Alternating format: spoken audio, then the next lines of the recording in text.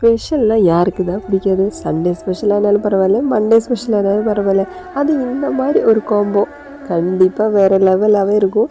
நம்ம இன்றைக்கி ட்ரை பண்ணியிருக்கிறது சிக்கன் மஞ்சூரியன் தான். ரொம்ப சாஃப்ட் அண்ட் ஜூஸியாக ஈஸியாக பண்ணலாம், ரொம்ப டேஸ்ட்டாக இருக்கும். கண்டிப்பாக இந்த மாதிரி ட்ரை பண்ணி பாருங்கள். அதுக்கு முதல்ல சிக்கனை இந்த மாதிரி லைன் போட்டு கொடுத்துக்கலாம்.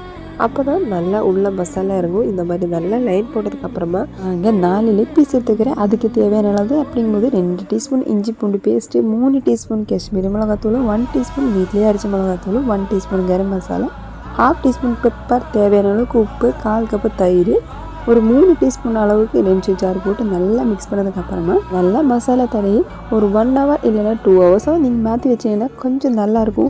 இல்லை டைம் இல்லைனாலும் பரவாயில்ல. இந்த மாதிரி நல்லா மசாலா தடவி எடுத்து வச்சதுக்கப்புறமா ஓவனில் தான் இப்போது 30 மினிட் நம்ம ரெடி பண்ணி எடுத்துக்கிறோம்.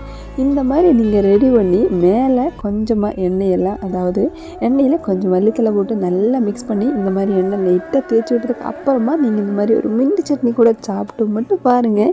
சும்மா அருமையாக இருக்குன்னா கண்டிப்பாக இருக்கும். அந்த அளவுக்கு டேஸ்ட்டாக இந்த மாதிரி ட்ரை பண்ணி பாருங்கள். இன்றைக்கி ஸ்பெஷல் அப்படின்னா கீ ரைஸு, மஞ்சூரியன், கூடவே மட்டன் கிரேவி. பாய் வீட்டு பண்ண மாதிரி கிடையாது, பாய் வீட்லேயே பண்ண மட்டன் கிரேவி தான். கண்டிப்பாக ட்ரை பண்ணி பாருங்கள். மஞ்சூரியன் நீங்கள் கடையில் போய் சாப்பிட்றத வீட்டிலே ட்ரை பண்ணலாங்க.